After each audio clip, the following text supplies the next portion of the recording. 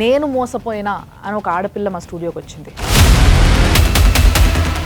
4 years నుంచి ఒక అబ్బాయిని లవ్ చేసినాను. ట్రావెల్ అయినాము 7 times వెళ్ళి 7 times అతనికి ఎగ్స్ డొనేట్ చేసి మనీ ఇచ్చాను. ఏం ఎగ్స్? పిల్లల కోసం అని. ఈమె చెప్పే సబ్జెక్ట్లో సడన్గా అది ఎక్కడి నుంచి వచ్చిందో అర్థమవుతలేదు. ఆ తర్వాత ఒక 2 ప్రెగ్నెన్సీ వచ్చినాయి. మీరిద్దరు కలిసి ఉండేటోళ్ళు? రిలేషన్లో ఉన్నాం. ఆమెకి ఎక్కడ కొంచెం గిల్ట్ లాంటిది కూడా ఏమీ లేదు. నా దాకా వచ్చేంత వరకు తెలియదు. పెళ్లి చేసుకో అంటే నువ్వు గలీజ్గా నువ్వు చేసినావు, అతనితో పోయినావు, పడుకున్నావు అని అట్లా ఒప్పించి లాస్ట్కి నేను ఒప్పుకున్నాక కూల్ అయిపోతాడు. ఇప్పుడు దీంట్లో అరెస్ట్ చేశారు అమ్మాయిని. ఒకసారి చనిపోదామని ఊరేసుకున్నాను. బుద్ధి ఉందా నీకేమన్నా? ఫిజికల్ రిలేషన్షిప్ ఏం లేదంటావా? అయితే కలిసిన్నా పడుకున్నానా అంటే నాకేం గుర్తులేదు. ఆమెతో మాట్లాడినంత వరకు గుర్తుంది నాకు. ఏంటి గుర్తుకు లేదా? చేయలేని వ్యక్తి ఎంత ధైర్యంగా ఉంటాడనేది అతని మాటల్లో లేదు. అసలు నీకు ఏం న్యాయం కావాలని చూస్తున్నావు నువ్వు? ఫస్ట్ ఆఫ్ ఆల్ పెళ్లి చేసుకోవాలనుకుంటున్నాను. పెళ్ళంటే చాలా ఇష్టమా నీకు? చంపినా కొట్టినా ఇంకొకసారి తప్పు చేసినా మళ్ళీ తప్పు చేయొద్దు. దీనికి కూడా ఏమైనా కౌన్సిలింగ్ కావాలంటారా సార్? అయితే ఇప్పుడున్న యూత్కి ప్రతి విషయంలో కౌన్సిలింగ్ కావాల్సిందే. సుమన్ టీవీ ప్రేక్షకులకి నమస్తే. లైవ్ జర్నీ కార్యక్రమానికి స్వాగతం. Eco Tejas world class electric bike అతి తక్కువ ధరలోనే. నేను మోసపోయినా అని ఒక ఆడపిల్ల మా స్టూడియోకి వచ్చింది. మరి ఆమె ప్రాబ్లం ఏంది, అసలు ఏం జరిగింది, ఇవన్నీ మాట్లాడబోతున్నాం. అండ్ మనతో పాటు ఉన్నారు, మీ అందరికీ తెలుసు, చాలా సీనియర్ మోస్ట్ హైకోర్టు అడ్వకేట్ పూజారి నాగేశ్వరరావు గారు. సో ఆయన అడ్వైస్ మీద ఆయన సమక్షంలో జరగబోతున్న ఈ ప్రోగ్రామ్ ఆ అమ్మాయికి తప్పకుండా సొల్యూషన్ రావాలని కోరుకుంటూ మొదలు పెడదాం. సార్ నమస్తే. అమ్మ నమస్తే. ఏం పేరు? ధనలక్ష్మి. ధనలక్ష్మి. ఎక్కడి నుంచి వచ్చినావు నువ్వు? ఉప్పల్. అక్కడ మొత్తం ఫ్యామిలీ అందరు ఉంటారా? ఫ్యామిలీ అందరు రామంతపూర్లో ఉంటారు. నేను ప్రజెంట్ నాగోల్ బండ్లగూడలో ఉంటున్నాను. ఓకే. ఏంది అసలు నీ ప్రాబ్లం ఏంది? 4 years నుంచి ఒక అబ్బాయిని లవ్ చేసినాను. ట్రావెల్ అయినాము. ఆ అబ్బాయి నాకు ఒక షూటింగ్లో పరిచయము. ఓకే. జూనియర్ ఆర్టిస్ట్గా వెళ్ళినప్పుడు నువ్వు? జూనియర్ ఆర్టిస్ట్గా వెళ్తాను. ఓకే. ఆ అబ్బాయి నాకు మహేష్పురం గడికోటలో షూటింగ్కి వెళ్ళినప్పుడు పరిచయం అయ్యాడు. ప్రపోజ్ చేశాడు. కొన్ని రోజులు బాగున్నాడు. ట్రావెల్ అయినాం. 4 years నుంచి ట్రావెల్ అయ్యకుండా అక్కడ తిరుపతికి, శ్రీశైలంకి అంతా తిరిగినాము. తిరిగిన తర్వాతకి మధ్యలో ఎగ్స్ డొనేట్ చేసిన. ఏం ఎగ్స్? ఇట్లా హాస్పిటల్కి వెళ్ళి ఎగ్స్ డొనేట్ చేస్తారు పిల్లల కోసం అని. పిల్లల కోసం ఎగ్స్ డొనేట్ చేసినావా? నా ఎగ్స్ తీసి వేరే వాళ్ళకి పెడతారు. నిజంగా చెప్పాలంటే ఎగ్స్ డొనేట్ చేయడం అనేది మంచి పద్ధతే సార్. చాలా మంది తల్లులు కాలేని వాళ్ళు ఎవరైతే ఉన్నారో వాళ్ళకు ఒక ఆపర్చునిటీ, ఇది తప్పని కాదు. కానీ ఈమె చెప్పే సబ్జెక్ట్లో సడన్గా అది ఎక్కడి నుంచి వచ్చిందో అర్థమవుతలేదు. ఆ అబ్బాయికి మనీ అవసరం ఉన్నాయి. అయితే చెప్పాను అనమాట, నేను ఇలా మనీ వస్తున్నాయంట బావా, ఇలా చేయాలంట, మరి ఏమంటావు అంటే, సరే నాకు ఇష్టము, నువ్వు వెళ్ళి చేసి నాకు మనీ తెచ్చి ఇవ్వు అని చెప్పి తీసుకున్నాడు. నేను వెళ్ళి అతనికి మనీ తెచ్చి ఇచ్చేదాన్ని. అట్లా ఒక 7 times పంపించాడు. 7 times వెళ్ళి 7 times అతనికి ఎగ్స్ డొనేట్ చేసి మనీ ఇచ్చాను. ఒక ఎగ్ ఇచ్చినందుకు ఎన్ని పైసలు ఇస్తారమ్మని? ఒక్కొక్క దగ్గర 20,000-30,000 వరకు వస్తాయి. అవి అతనికి ఇచ్చేదాన్ని. తర్వాత ఒక 2 ప్రెగ్నెన్సీ వచ్చినాయి. మీరిద్దరు కలిసి ఉండేటోళ్ళు? రిలేషన్లో ఉన్నాము. అంటే ఒక్క దగ్గర వాళ్ళ ఇంటికి వెళ్ళి రిలేషన్లోనే ఉన్నాము. ఒక 2-3 రోజుల దాకా వాళ్ళ ఇంట్లోనే ఉంటాం. వాళ్ళ ఇంట్లో అంటే వాళ్ళ ఇంట్లో అందరు ఉంటారా? లేదు, వాళ్ళ మమ్మీ ఊరికి వెళ్తుంది. ఊరికి వెళ్ళినప్పుడల్లా నాకు ఫోన్ చేసి మమ్మీ ఊరికి వెళ్ళింది, నువ్వు రా అని చెప్తే నేను వెళ్ళేదాన్ని. ప్రెగ్నెన్సీ వచ్చినప్పుడు చెప్పినా, వస్తే తీపిచ్చుకో, కొన్ని ప్రాబ్లమ్స్ ఉన్నాయి మనకి, వద్దు తర్వాతకు ఉంచుకుందాము. 21 years. ఇదంతా ఎన్ని సంవత్సరాలుగా జరుగుతుంది? 4 years నుంచి. 4 years నుంచి జరుగుతుంది. ఈ అమ్మాయి ఏజ్ ఇప్పుడు 21. మరి 21 years అయినప్పుడు అమ్మాయి మైనర్ కదా. మరి మీరు అబ్బాయిని కలిసినప్పుడు ఎంత ఏజ్ ఎంత అమ్మ మీది? 17-18 ఉంటుంది. అంటే ఆ లెక్కన ఈ అమ్మాయి 1.5 year ఆ పిల్లోడితోని మైనర్గా ఉన్నప్పుడే రిలేషన్లో ఉంది. అవును. మరి నువ్వు మైనర్ అని తెలుసా ఆ అబ్బాయికి? తెలుసు. చదువుకోలేదా నువ్వు? చదువుకోలేదు. 5th వరకు చదువుకున్నాను. తర్వాత ఫ్యామిలీ ప్రాబ్లం వల్ల జాబ్ చేసుకుంటా ఉన్నాను. ఏం చేస్తారు మీ అమ్మ నాన్న? నాన్న లేడు, మమ్మీ కంపెనీలో పనిచేస్తుంది. అదే కంపెనీలో నేను పనిచేసేదాన్ని మమ్మీతో పాటు. అక్క చెల్లెళ్ళు, అన్న తమ్ముళ్ళు ఉన్నారు? ఒక అక్క, 3 అన్నయ్యలు, ఒక తమ్ముడు ఉన్నారు. ఎగ్గులు అమ్మి ఆయనకి పైసలు ఇచ్చినావు కదా ఉత్తముడికి, మరి అట్లా మీ ఇంట్లోకి ఎప్పుడైనా కష్టం వచ్చినప్పుడు ఆ పని చేసినావా? ఇంట్లో కోసం చేయలే, కానీ వచ్చిన అమౌంట్లోనే కొంచెం మమ్మీకి ఇచ్చేదాన్ని. మమ్మీ బాధపడేది, చెయ్యకు అంటే మమ్మీతో కొట్లాడి ఈయన కోసం మమ్మీకి చెప్పి వెళ్ళేదానా ఎగ్గేయడానికి? అంటే ఫస్ట్ టైం చెప్పలేదు, సెకండ్ టైం ఎక్కడికి వెళ్తున్నా అంటే ఇట్లా సంగతి ఇట్లా వెళ్తున్నా, ఇలా వెళ్తా మనీ వస్తాయి అని చెప్పి వెళ్ళేదాన్ని. మమ్మీ బాగా ఏడ్చేది, ఏడ్చి వద్దు పోకు అసలు అది చేసి సంపాదించాల్సిన అవసరం లేదు అని చెప్తే నేను గొడవ పడి మరీ వెళ్ళేదాన్ని. మమ్మీ ఒప్పుకోకపోయినా తిట్టి మరి ఆయనకు డబ్బులు ఇవ్వాలని. ఆమెకి ఎక్కడ కొంచెం గిల్ట్ లాంటిది కూడా ఏమీ లేదు. తల్లి వద్దంటుంది, ఇంట్లో ఏడుస్తుంది, మైనరు. ప్రేమ కోసం ఆమె. అయితే నాకు 2017లో పెళ్ళి అయ్యింది. అయితే అవి డివోర్స్ అయిపోయినాయి. అంటే నార్మల్గా బ్యాంక్ పేపర్ రాసుకొని విడిపోయాను. అంటే అది పెద్దలు కుదిరిచ్చిన పెళ్ళి. ఇక్కడ ఉన్న ప్రాబ్లం ఏంటంటే పెళ్ళి మైనర్ ఉన్నప్పుడు పెళ్లి చేశారు కదా, మళ్ళీ 1 వీక్లోనే పెద్ద మనుషుల దగ్గర విడాకులు తీసేసుకున్నారు, కోర్టుకు సంబంధం లేకుండా. ఎగ్జాక్ట్లీ. ఆయనతో కలిసి ఉన్నది వారం రోజులు. మండే పెళ్ళైంది, సండే కల్లా వచ్చేసి. ఏంది ప్రాబ్లం ఏంది మరి ఆయనతో? అంటే ఆయన నాకన్నా కొంచెం ఏజ్ ఎక్కువ, కానీ ఈ అబ్బాయిని ప్రేమించిన అని చెప్పి ఈ అబ్బాయికి నేను ఓపెన్గా అన్నీ చెప్పుకున్నా. ఇంకొకటి మా కాలనీలో ఒక అక్క వాళ్ళు ఉంటారు, అంటే మా మమ్మీ అక్క పనికి వెళ్ళినప్పుడు ఇంట్లో ఒక్కదాని ఉన్నప్పుడు పక్కింటి అక్క వాళ్ళ ఇంట్లో వెళ్ళి కూర్చుంటుండే. వాళ్ళు కొంచెం నా పని చేసేటోళ్ళు అంట. అప్పుడు నాకు తెలియదు, మనీ కోసం డబ్బుల కోసం బయటికి వెళ్తారు. ఆమె కాలనీలో అందరికీ కొంచెం బ్యాడ్ కదా, ఆమెతో తిరిగేసరికి నాకు కొంచెం బ్యాడ్ పేరు వచ్చింది కాలనీలో. అమ్మ నీకు ఒక మంచి మాట చెప్పనా ఇక్కడ నేను, బేసిక్గా మనిషికి చచ్చిపోవడం ఈజీ, బతకడమే చాలా కష్టం. ఆ కష్టమైన పనిని కూడా చెయ్యాలనుకున్నప్పుడు ఏది చేయడానికి వెనక కోరుకుందరు. సో అందులో వీళ్ళు ఒక రకం అంతే. వాళ్ళు చేసింది ఎంతవరకు చెడ్డ పని మంచి పని అనేది సమాజం మాట్లాడుకుంటుంది, దాన్ని పక్కకు పెడితే. కానీ నువ్వు చేసిన పని ఏంటిదో తెలుసా నీకు? మంచి పనా చెడ్డ పనా నువ్వు చేసింది? చెడ్డ పని. తెలుసా నీకు అది? ఇక్కడ ఇష్టం అనగానే మొత్తం అన్ని సమర్పయామి. ఇక ఈరోజు ఎందుకు నువ్వు ఇంత బాధపడాల్సి వస్తుంది? ఇక్కడ వచ్చి ఎందుకు కూర్చోవాల్సి వస్తుంది? ఎందుకు అట్లా మాస్క్ కట్టుకోవాల్సి వచ్చింది? ఎందుకు కేసు వేయాల్సి వచ్చింది చెప్పు? నేను పోవడం వల్లనే. ఆ తప్పు అన్న విషయం ఎప్పుడు తెలుసుకున్నావు? రీసెంట్గా తెలుసుకున్నా. నా దాకా వచ్చేంతవరకు తెలియదు. పెళ్ళి చేసుకో అంటే నువ్వు గలీజ్గా, నువ్వు ఒక మంచిగా కాదు, ఎవరు పడితే వాళ్ళ దగ్గరికి వెళ్ళిపోతావు, అందుకే నీ కాలనీలో బ్యాడ్ పేరు ఉంది అంటే. మా అక్క తీరు ఉన్న వాళ్ళతోని అక్కడ చెడ్డ పని ఏం చేయలే, అందరు చెడ్డగా మాట్లాడుకుంటే, నలుగురు చెడ్డగా మాట్లాడుకుంటే నేను చెడ్డదాని కాదు అన్నాక మా బావకి నాకు ఎఫ్ఐఆర్ కట్టిండు. ఇంకా ఎవరి తమ్ముడు అన్న ఎవరికి కట్టినా ఎఫ్ఐఆర్ కట్టేశాడు.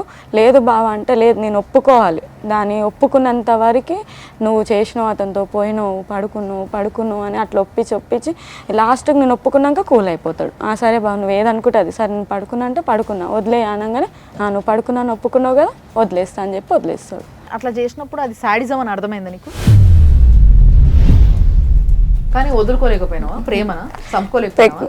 2 ప్రెగ్నెన్సీ అయినాక నా వల్ల. కానీ అతను ఏమంటాడు, ఫస్ట్ ప్రెగ్నెన్సీ ఎవరో పైన నెట్టేస్తాడు. ఇప్పుడు అమ్మాయి కంప్లైంట్ ఇచ్చింది ఏమన్నా? కంప్లైంట్ ఇచ్చాను నాగోల్ PS లో. ఒకసారి అది ఆ కాపీ.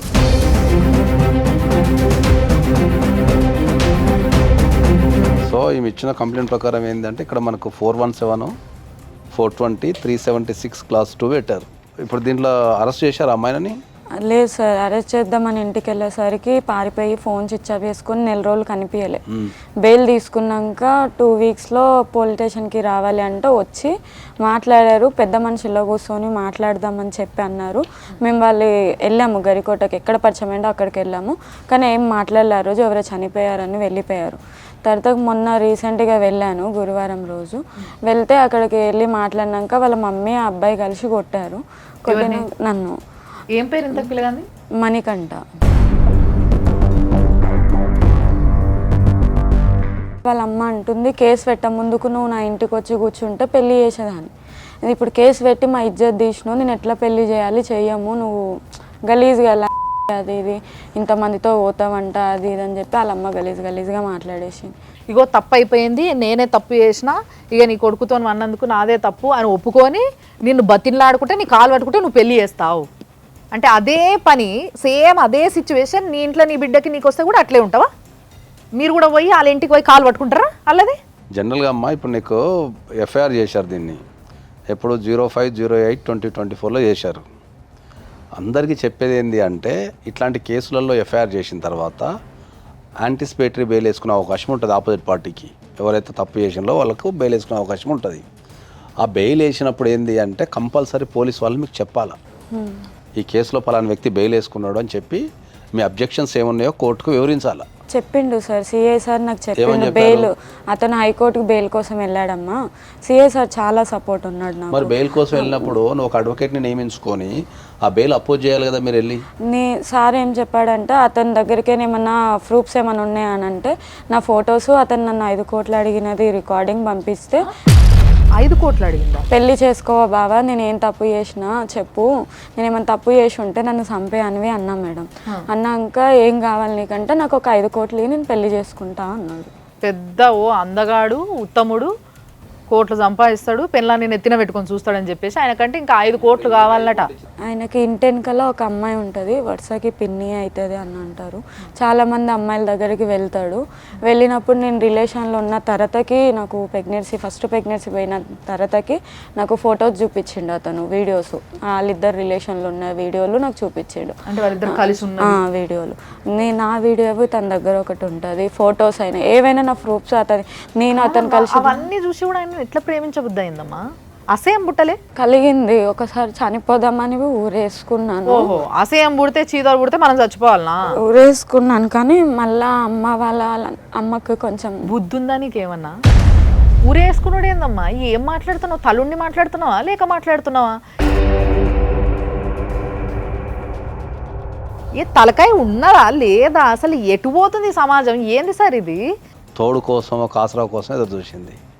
ఆ తోడు ఆసరా ఏదైతుందో ఆ పరిచయమైన కొత్తలో ఆ వ్యక్తి చూపించడం ద్వారా అటాచ్మెంట్ అయిపోయింది. ఓవర్ద అటాచ్మెంట్ అయిపోయిన తర్వాత మెల్లమెల్లగా అతని యొక్క కలర్స్ కానీ లేకపోతే అతను బిహేవ్ చేసే విధానం బయటపడుకుంటూ వచ్చింది. ఈమె కాంప్రమైజ్ అయిపోయింది. ఈ కేసు కూడా అమ్మ మీరు దీని ప్రకారం అయితే మీరు రాసిన దాని ప్రకారం అయితే పోలీస్ వాళ్ళు చెక్ చేసుకోవాలి. ఇది మీరు మైనర్గా ఉన్నప్పుడు చేశారా లేకపోతే మేజర్ అయినప్పుడు చేశారా అనేది ఒక చెక్ చేయాలి కంపల్సరీ దీంట్లో. దాని తర్వాత అబార్షన్కి సంబంధించిన ఏ సెక్షన్ కూడా దీంట్లో రాలేదమ్మా. అబార్షన్ అనేది దాంట్లో మెన్షన్ చేయలేదంటే నాకు డౌట్ వస్తుంది సార్.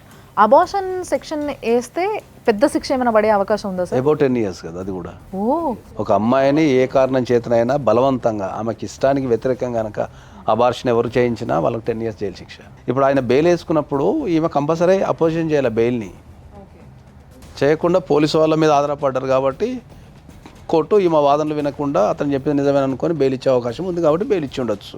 దీంట్లో పోక్సో ఉందా లేదా చూడాలా, అది చూడాలా. తర్వాత మీ అబార్షన్ సెక్షన్స్ రాలేదు దీంట్లో. సో డెఫినెట్లీ మీరు మళ్ళీ కోర్టుని అప్రోచ్ అయితే ఈ సెక్షన్స్ అని పెట్టే అవకాశం ఉంటుంది, మళ్ళీ అరెస్ట్ చేసే అవకాశం కూడా ఉంటుంది. హలో హలో, మణికంఠనా నాతో మాట్లాడేది? అవునండి. నేను సుమన్ టీవీ నుంచి మాట్లాడుతున్నా అండి. చెప్పండి. ఈ అమ్మాయి ధనలక్ష్మి మా స్టూడియోకి వచ్చింది. ఓకే. ధనలక్ష్మి తెలుసా మీకు? తెలుసు. ఎట్లా తెలుసు? ఆమె షూటింగ్ లో పరిచయం అయింది. ఓకే. ఫ్రెండ్ లెక్క పరిచయం అయింది. నిన్న మొన్న మొత్తం నాది స్వైల్ చేసి ఇట్లా అదే మేనేజ్ చేసి నా పైన కేసు పెట్టింది PS లా. సార్ తో మాట్లాడినాము, కేసు అదే సార్ దగ్గర మాట్లాడినాక అయిపోయింది. తర్వాత వాళ్ళ ఊర్లోకి వచ్చింది, అందరం తీసుకున్న రోడ్ల పైన ఇట్లా పైసలు ఇస్తే వస్తారు కదా బౌన్సర్ ఫీల్డ్ ఉన్న వాళ్ళు, వాళ్ళ ఫ్యామిలీని తీసుకురాకుండా బయట సిల్లులను తీసుకొచ్చి లొల్లి చేసి రచ్చ చేసింది ఊర్లో. అంటే లైన్ వైజ్ గా చేస్తున్నామంట. PS తో అయితే PS పోయింది, అక్కడ ఏం జరగలే అని చెప్పి ఊర్లోకి వచ్చి రచ్చ చేసింది. ఇప్పుడు లాస్ట్ కి ఇప్పుడు మీది మిగిలిందని చెప్పి మీ దగ్గరికి వచ్చింది ఆమె. ఎందుకు పాపం మరి ఆమెకి ఏం అవసరం అట్లా నీ ఎంబడబడి రచ్చ చేసేది? అవును, ఇప్పుడు ఇష్టపడినప్పుడు లవర్స్ ఉన్నప్పుడు నేను కూడా ఇష్టపడాలి కదా. మేము ఫ్రెండ్ లేకుండా ఆమె 2 years అయింది నాకు పరిచయమే అంతే. ఆమె ఇప్పుడు షూటింగ్ లో పరిచయం. ఆమె ఫిజికల్ రిలేషన్షిప్ ఏం లేదంటావా అయితే? ఇప్పుడు నేను ఆమెతో కలిసినా పడుకున్నానా అంటే నాకేం గుర్తులేదు. ఆమెతో మాట్లాడినంత వరకు గుర్తుంది నాకు. ఏంటి గుర్తుకు లేదా?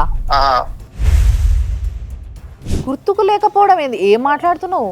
ఇప్పుడు ఈమె కేసు పెట్టినప్పటి నుంచి మొత్తం పిక్చర్ అయిపోయినా. మా వాళ్ళంతా హాస్పిటల్ ఉన్నారు, మా మమ్మీ పేషెంట్ అయిపోయింది, మా అక్క హాస్పిటల్ ఉంది. ఇప్పుడు ప్రస్తుతానికి నేను కూడా బీపీ షుగర్ చెక్ చేయించుకుని వచ్చిన హాస్పిటల్ ఉన్నా.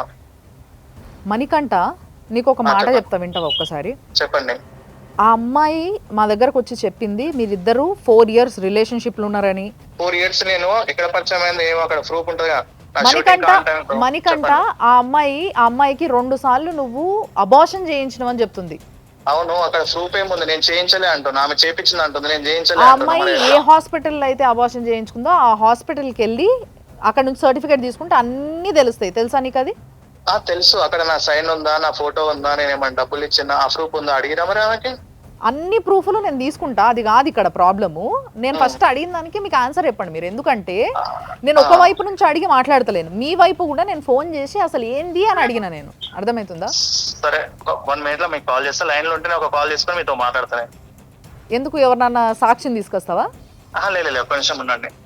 తీసుకో. సో సార్, బేసిక్గా మణికంఠ మాట్లాడిన విధానం మీరు విన్నారు. మణికంఠ అంటున్నది ఏంది అని అంటే, ఆమె దగ్గర ఏమైనా ప్రూఫ్స్ ఉన్నాయా, 4 years నుంచి నేను రిలేషన్షిప్లో ఉన్నట్టు ప్రూఫ్స్ ఉన్నాయా, నేను అబార్షన్ చేయించినట్టు ప్రూఫ్స్ ఉన్నాయా, నేను ఆమెతో కలిసి ఉన్నట్టు ప్రూఫ్స్ ఉన్నాయా, నాకు గుర్తుకు లేదు, నేను మర్చిపోయినా.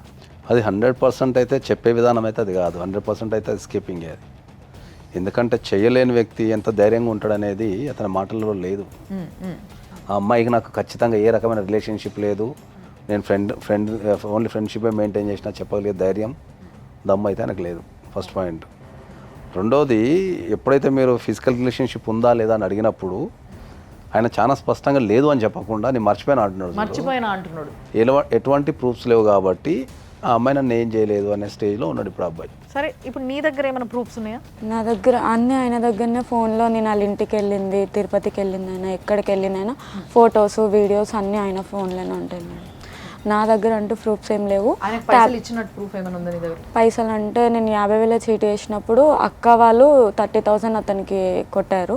ఏదున్నా క్యాష్ పరంగానే ఇంటికి వచ్చి తీసుకునేటోడు. రీసెంట్గా వాళ్ళిద్దరు కలిసి పబ్కి పోయినరు. పబ్కి పోయినప్పుడు చాలా క్లోజ్గా మూవ్ అవుతున్నారు ఆ వీడియోలో. నేను ఆల్రెడీ చూసిన ఆ వీడియో. సో అలాంటి ఒక ప్రూఫ్ తప్పితే వేరే ప్రూఫ్లు ఏం లేవు ఈమె దగ్గర. బట్ అమ్మాయి మాత్రం నేను మోసపోయినా అని చెప్పి కేసు పెట్టింది. సో ఇప్పుడు ఈ కేసుని ఫర్దర్గా మీరు చెప్పిన సెక్షన్స్ ప్రకారం మళ్ళీ దాన్ని కొంచెం రీకన్స్ట్రక్షన్ చేయొచ్చు అది, ఎందుకంటే ఎఫ్ఐఆర్ స్టేజ్లో ఉంది కాబట్టి డెఫినెట్లీ దాన్ని రీకన్స్ట్రక్షన్ చేసే అధికారం ఉంది. అట్లా రీకన్స్ట్రక్ట్ చేసి కేసు పెట్టిన తర్వాత అక్కడికి పోయిన తర్వాత కూడా ఈ టాపిక్ వస్తుండొచ్చు కదా సార్? డెఫినెట్లీ ప్రూఫ్ల సంగతి, ఆ పిల్లోడు మాట్లాడే విధానం చూస్తుంటే అర్థమైంది. డెఫినెట్లీ ఎప్పుడైతే ఏమైందంటే ఈ హీనియస్ క్రైమ్స్ జరిగినప్పుడు ప్రాపర్టీ సీజ్ చేస్తారు. ఓకే. ఆ మొబైల్ని తీసుకెళ్ళి మనకు ఎఫ్ఎస్ఎల్ పంపిస్తారు. ఆ ఎఫ్ఎస్ఎల్ నుంచి మొత్తం డేటా అంతా డౌన్లోడ్ చేస్తారు. ఓకే. డౌన్లోడ్ చేసి దాంట్లో చాటింగ్ ఏం జరిగింది, ఏమేమి ఫోటోలు ఉన్నాయి, ఏమేమి వీడియోలు తీసుకున్నారు, ఇవంతా ఎగ్జామినేషన్ చేసి దాన్ని కోర్టులో సబ్మిట్ చేస్తారు. ప్రస్తుతానికైతే ఏం ప్రూఫ్ లేదు మన ముందు అనుకోండి. If this is a case ఏం జరుగుతుంది అసలు? ఈ పిల్లకి న్యాయం జరుగుతుందా? డెఫినెట్లీ జరుగుతుంది, ఎందుకంటే వాళ్ళకు ప్రైమా ఫేసి ఉంది కాబట్టి 376 Class 2 పెట్టారు. ఈ కేసులో ఏంటంటే ఎఫ్ఐఆర్ చేశారు. ఎఫ్ఐఆర్ చేసిన తర్వాత అబ్బాయి పారిపోయాడు. ఎఫ్ఐఆర్ అయిందనే విషయం తెలిసి అబ్బాయి పారిపోయి ఆయన బెయిల్ అప్లై చేసుకునే హక్కు ఉంది కాబట్టి బెయిల్ అప్లై చేసుకున్నాడు. ఎప్పుడైతే అబ్బాయి బెయిల్ వేసుకుంటాడో ఆ బెయిల్ వేసుకున్నప్పుడు ఈ అమ్మాయి వెళ్ళి అపోజ్ చేయాలి కోర్టులో. ఎగ్జాక్ట్లీ. బెయిల్ రిజెక్షన్ పిటిషన్ వేసేసుకొని ఈ అబ్బాయికి బెయిల్ ఇవ్వకండి, నాకు అన్యాయం జరిగింది, నాకు ఇది జరిగింది అని చెప్తే కోర్టు పరిశీలిస్తుంది, వీళ్ళ వాదన కూడా వింటుంది. ఈ పిటిషన్లో కనుక ఆమె బెయిల్ అపోజ్ చేసి ఆ బెయిల్ అపోజిషన్లోనే నాకు ఈ సెక్షన్లో కూడా రాలేదు అంటే ఆయన బెయిల్ రాకపోవు. ఓకే. ఓకే. ఎప్పుడైతే బెయిల్ రాదో ప్రజల్లోకి వస్తారు కాబట్టి చాలామంది పెళ్లి చేసుకోవడం కానీ లేకపోతే జైలుకి వెళ్ళి నిరూపించుకోవడం కానీ జరుగుతుంటుంది. ఓకే. దీంట్లో ఒకవేళ ఏమో చెప్పిన దాని ప్రకారం కనుక వీళ్ళు రిలేషన్షిప్లో ఉన్న టైం కనుక మైనర్ అయి ఉంటే ఇది చాలా పెద్ద కేసు అవుతుంది. ఓకే. మళ్ళీ బెయిల్ అప్లై చేసుకోవాలి, అప్పుడు మళ్ళీ అపోజ్ చేయొచ్చు. లేకపోతే ఆ సెక్షన్ యాడ్ అయింది అనుకో డైరెక్ట్ అరెస్ట్ చేసే అధికారం పోలీస్ వాళ్ళకు ఉంటుంది.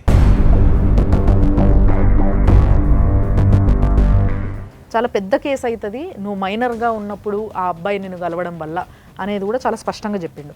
మరి ఇక్కడ కేసు పెడతావా? అసలు నీకు ఏం న్యాయం కావాలని చూస్తున్నావు నువ్వు? ఫస్ట్ ఆఫ్ ఆల్ పెళ్లి చేసుకోవాలనుకుంటున్నాను సార్. పెళ్ళి అంటుంది సార్. పెళ్ళి అని అయితే మనం ఎవరినైతే బలవంతం చేయలేం కదా. చట్టపరంగా తప్పు చేస్తే శిక్షించే అధికారం అయితే కోర్టుకుంటుంది. అంటే ప్రేమకి అర్థం తెలియకపోవడం వల్ల అవుతుందంటారా ఇదంతా? ప్రేమకు అర్థం తెలియకపోవడం అనొద్దు, కానీ వాళ్ళకి ఇంకేమైనా బాధ్యత రహితమని చెప్పొచ్చు మనం. అంటే ఫ్యూచర్ మీద సరైన అవగాహన లేకపోవడం. ఎగ్జాక్ట్లీ. దీనికి కూడా ఏమైనా కౌన్సిలింగ్ కావాలంటారా సార్? అయితే ఇప్పుడున్న యూత్కి ప్రతి విషయంలో కౌన్సిలింగ్ కావాల్సిందే. ఎగ్జాక్ట్లీ. అది పెళ్లి విషయమైనా, ప్రేమ విషయమైనా, అది మంచా తప్ప చెడ అనేది చెప్పుకోలేకపోతున్నారు కాబట్టి దానికి కౌన్సిలింగ్ అనేది నేను ఎప్పుడు ప్రిఫర్ చేస్తాను. ఈ అమ్మాయి ఫ్రెండ్ ఒక అమ్మాయితోని మాట్లాడడానికి ట్రై చేస్తున్నాం మేము. సో ఒక్కసారి చూద్దాము. హలో హలో జాన్వి, నిన్న ఒక క్వశ్చన్ అడుగుతా నేను. చెప్పండి మేడం. ఇప్పుడు వీళ్ళని చూసినావు కదా, జనరల్ గా ఇద్దరు ప్రేమించుకుంటున్నారట. అమ్మాయి చెప్తే తెలిసింది నీకు, దానికి ముందు నుంచే వీళ్ళు ప్రేమలో ఉన్నారు. ఉన్నారు మేడం. సో వీళ్ళిద్దరు కలిసి తిరిగితే క్లోజ్ గా తిరగడం, ఇవి చూసినావు నువ్వు? ఎట్లా, ఏ విధంగా నువ్వు కన్ఫర్మ్ చేసుకున్నావు వీళ్ళిద్దరు లవర్స్ అని? వాళ్ళు పరంగా కూడా ఇంటికాడ చేసుకున్నారు మేడం. నీకెట్లా తెలిసిందమ్మా అది? తెలుస్తే కదా మేడం ఇంటి దగ్గర ఉంటే. సో ఇద్దరు చాలా క్లోజ్ గా కలిసి తిరగడము, ఒక ఇంటికి ఒకరు పోవడం అనేది నువ్వు చూసినావు? చూసిన. ఓకే.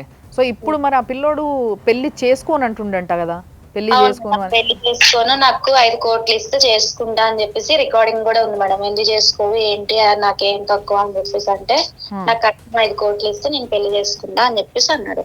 సో మరి నువ్వేమన్నా ఫ్రెండ్ గా ఏమన్నా మాట్లాడినావా పిల్లోడితోని, ఎందుకు ఇట్లా చేస్తున్నావు ఏమని అని? చేస్తేనేమో ఈ అమ్మాయి క్యారెక్టర్ మంచిది కాదు అది అని చెప్పేసి అంటున్నాడు. అంటే ఇప్పుడు నాకు 3 సంవత్సరాల నుంచి తెలుసు మేడం. ఆ అమ్మాయి మంచిది కాదంటే నాకు ఏదో ఒక రోజు నాకు అనిపిస్తుంది కదా ఈ అమ్మాయి మంచిది కాదని.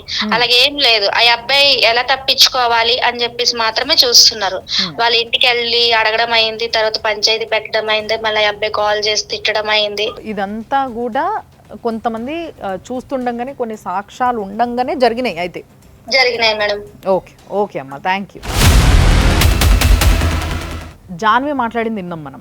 యాక్చువల్గా దానికి ప్రూఫ్ అనేది ఒకటి అడుగుతారు కదా ఎప్పుడైనా కూడా. ఆ అమ్మాయి ఇంటి పక్కనే ఈ అమ్మాయి ఉండడం, ఆ అబ్బాయి వచ్చిపోవడం, ఈ అమ్మాయి వాళ్ళ ఇంటికి వెళ్ళడం, ఇద్దరు కలిసి ఒక 2-3 రోజులు కలిసి ఉండడం ఒక ఇంట్లో, మళ్ళీ ఆ అబ్బాయి వచ్చి కొట్టడం, తర్వాత ఆ అబ్బాయి ఈ అమ్మాయి మంచిది కాదు అని చెప్పి మాట్లాడడం, విడిపోవడం, కలవడం, ఇదంతా జరిగింది. ఇదంతా నేను చూసిన. ఆ అబ్బాయి తిట్టిండు, బూతులు తిట్టిండు, ఇది కూడా నేను విన్నా. అండ్ ఆ అబ్బాయి నిన్ను నాకేం తక్కువ, నన్ను ఎందుకు పెళ్లి చేసుకోవు అంటే 5 కోట్లు ఇస్తే చేసుకుంటా అన్నది రికార్డింగ్ కూడా ఉంది అని జాన్వి చెప్పడం జరిగింది యాజ్ అ ప్రూఫ్. సో ఇప్పుడు ఇది ప్రూఫ్ కింద తీసుకొచ్చా, చెల్తుందా? డెఫినెట్లీ వెళ్తుంది. ఇప్పుడు ఎందుకంటే వాళ్ళిద్దరి మధ్య రిలేషన్షిప్ ఉన్నది అనేది అయితే వాస్తవం 100%. సో పెళ్లి చేసుకోవడానికి ఏంటంటే ఇప్పుడు ఇది ఆమె లెక్క ప్రకారం లాంగ్ రిలేషన్షిప్. ఇది లాస్ట్ 4 years అని ఈమె చెప్తుంది, 2 years అని ఆయన చెప్తున్నాడు. అది ఇన్వెస్టిగేషన్లో తేలుతుంది, కానీ రిలేషన్షిప్ అయితే ఉంది డెఫినెట్లీ. నువ్వు ఫైట్ చేయడానికి రెడీగా ఉంటే ఆ అబ్బాయికి కరెక్ట్గా శిక్ష అయితే పడుతుంది. ఎందుకంటే నిన్ను మోసం చేసినందుకు, నీ దగ్గర పైసలు తీసుకున్నందుకు, నిన్ను వాడుకున్నందుకు, పెళ్లి చేసుకుంటా అని చెప్పి నిన్ను అన్యాయం చేసి ఇడిచేసినందుకు. మరి ఇప్పుడు నువ్వు ఏం చేద్దాం అనుకుంటున్నావు అది చెప్పు. ఆయనకు శిక్ష పడదని అనట్లేదు మేడం, పడాలి. కానీ ఇదంతా అందరికీ మా మమ్మీ వాళ్ళ తరపున వాళ్ళకి తెలిసింది. ఇలా చేసినాక ఎవరు నన్ను పెళ్లి చేసుకోరు. మేబీ తెలిసినాక ఈ అమ్మాయి ఇలా తిరిగింది. నాకు ఒక డౌట్, పెళ్ళంటే చాలా ఇష్టమా నీకు? లేదు, చంపినా కొట్టినా ఇంకొకసారి తప్పు చేసినా మళ్ళీ తప్పు చేయొద్దు. ఉంటే ఆయనతోనే ఉండాలి, చచ్చిపోతే ఆయనతో చనిపోవాలి. ఆ మచ్చని నువ్వు చెరపలేకపోవచ్చు, కానీ తల్లికి సహాయంగా బతకచ్చు కదా. పాప మా అన్నయ్య వాళ్ళు రానివ్వట్లేరు, రానిస్తలేదు. తల్లి క్షమిస్తుంది రేపు కాకపోతే ఎల్లుండి, తెలుసా నీకు? అమ్మ మాట్లాడుతుంది, అక్క మాట్లాడుతుంది. అన్న వాళ్ళు అసలు ఇంటి ముఖాన్ని మేము వస్తే వెళ్ళిపోతామని అమ్మని బెదిరిస్తున్నారు. తమ్మునికి కొంచెం హెల్త్ బాగుండదు, అమ్మ వాని వల్ల కొంచెం వెనక స్టెప్ వేస్తుంది, కానీ లేకపోతే అమ్మ అసలు ఉండదు నేను లేనిది. అంటే ఎప్పుడు ఒక ఆడపిల్ల ఒకరిపైన ఆధారపడే బతుకుతుందా? లేదు. సొంతగా బతకలేవా? కాళ్ళపైన నిలబడలేవా? బతుకు. నువ్వు తప్పు చేయలేదని నిరూపించలేవా? చేపిస్తా. శిక్ష పడేదాకా పోరాడలేవా? పోరాడతా. నీ జీవితం నువ్వు ఒక గాడిలో పెట్టుకొని మంచి సంపాదించుకొని తల్లి కోసం కొంచెం ఆలోచించి, లేదు నేను మళ్ళీ తప్పు చెయ్యనని చెప్పి తిరిగి బతిలాడుకొని ఇంటికి పోలేవా? పోగలుగుతా, కానీ మా అన్న వాళ్ళు ఇలాంటివన్నీ తెలిస్తే ఫస్ట్ వాళ్ళు చంపేస్తారు. ఇంకా తెలియదు ఇవన్నీ ఇంకా వాళ్ళకి, అమ్మకి, మా అక్కకి, మా అక్క వాళ్ళ హస్బెండ్. కేసు పెట్టినట్టు తెలియదు, నువ్వు ఇవాళ ఇక్కడికి వచ్చి నువ్వు తెలియకుండా ఉంటుంది అనుకుంటున్నావు? ఒకరి ద్వారా, వాళ్ళ ఫ్రెండ్స్ ఎవరి ద్వారానో ఏదో ఒక విధంగా అయితే తెలుస్తుంది కదా. తెలుస్తుంది. మరి అప్పుడు ఏం చేద్దాం అనుకుంటున్నావు? వాళ్ళు ఏం చేస్తారో దానికి నేను స్టాండ్ అయి ఉందాం అనుకుంటున్నాను. ఏదైనా కూడా నువ్వు చనిపోవాలనే ఆలోచనని ఫస్ట్ చంపేయి. ఎందుకంటే నీకు 21 years ఏజే ఉంది. నువ్వు చెప్పిన దాని ప్రకారం 21 years ఏజ్లనే నువ్వు ఏదైతే జీవితాన్ని అనుభవించాలనో అంత అనుభవించేసినావు, మానసికంగా కానీ సామాజిక పరంగా కానీ అన్ని రకాలుగా. సో నువ్వు ధైర్యంగా ఉండి నువ్వు పోరాడితేనే. ఇప్పుడు ఈ ప్రోగ్రాం పెట్టిన కాన్సెప్ట్ ఏంటి అంటే, నీ లెక్క నీలాగా ఎవ్వరు కూడా మోసపోవద్దు అనే ప్రోగ్రామే ఇది. సో నీతో ధైర్యంగా నువ్వు ఈ ప్రోగ్రాంకి వచ్చి నేను చనిపోతా, నేను అది చేస్తా, ఇది చేస్తా అనడం అయితే 100% తప్పది. నీకు చట్టపరంగా ఏమన్నా కావాలంటే చెప్పు, నేను సుప్రీంకోర్టు వరకు నిలబడతా. ఏ రోజు ఒక్క రూపాయి తీసుకోకుండా నీకు సుప్రీంకోర్టు వరకు చట్టపరంగా నా వరకు సాధ్యమైనంత వరకు నేను చేయగలిగే సాయం చేస్తాను. నీకు నిజంగా అన్యాయం జరిగితే నువ్వు వానికి జైలు శిక్ష అయ్యి ఆ రోజు నువ్వు విజయం సాధించినట్టు. కాబట్టి ఇప్పటికైనా కెరీర్ మీద దృష్టి పెట్టు. ఫస్ట్ కెరీర్ మీద దృష్టి పెట్టి ఇంకేమైనా చదువుకోవడం లాంటి ప్రోగ్రామ్స్ ఏమైనా కానీ, ఒక మంచి వర్క్ చేయడం కానీ, లేదంటే ఏదైనా బిజినెస్ సంబంధించినది ఏదైనా చిన్న బిజినెస్ అయినా సరే ఏదైనా సాధ్యమైనంత చేసి పోరాటం నేర్చుకో.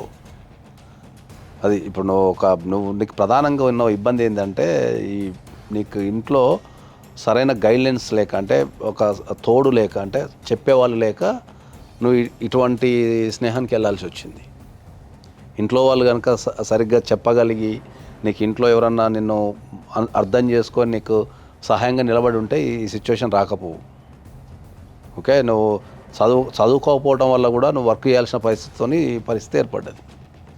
ఇప్పటికైనా కూడా మీరు చదువుకోవచ్చు. ఇప్పటికీ మనకు భారతదేశంలో చదువుకోవడానికి ఎన్నో అవకాశాలు ఉన్నాయి. ఇంకా పని ఏతో సంబంధం లేకుండా ఇప్పటికీ మీరు పని చేసుకోవచ్చు, వర్క్ చేసుకోవచ్చు, జాబ్స్ ఉన్నాయి.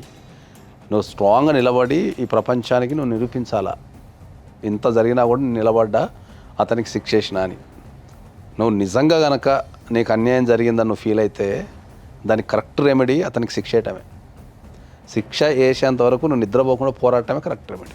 Thank you so much sir. నిజంగా మీలాంటి ఒక అండ ఉండడం వల్లనే ఈ ప్రోగ్రామ్ ఇంత అద్భుతంగా సాగుతుంది అండ్ చాలామంది మన దగ్గరకు వస్తున్నారు. సో తప్పకుండా ఈ అమ్మాయికి న్యాయం జరగాలి అని మనస్ఫూర్తిగా నేను కూడా కోరుకుంటున్నాను. అండ్ తప్పకుండా నీకు తోడున్నాము, కానీ నువ్వు పోరాడితేనే జరుగుతుంది. అది మధ్యలో లేదు, నేను పోరాడను, నా వల్ల కాదు, నేను అలసిపోయినా, నేను బతకను, నేను చచ్చిపోతా, ఇవన్నీ మాట్లాడితే వేస్ట్ మాట్లాడతారు. వాటిని అవి ఎందుకు పనికిరావు జీవితంలో బాగుపడడానికి. అర్థమైందా?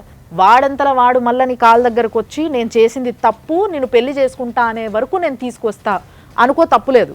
కానీ వాడు లేకపోతే నాకు జీవితం లేదు, నేను వాడిని పెళ్లి చేసుకోకపోతే చచ్చిపోతా, ఇవి కాదు మాటలు. Thank you sir, thank you so much. Thank you అమ్మా.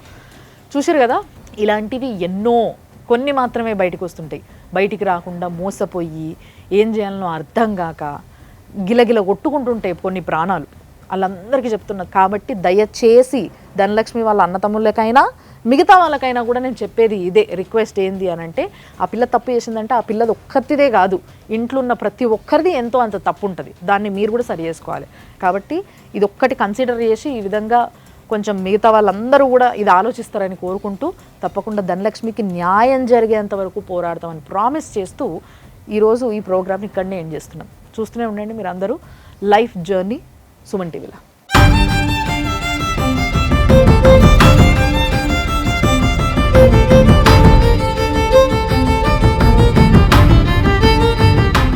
Anchors dress courtesy sari house, OU colony, Shaikpet, Hyderabad.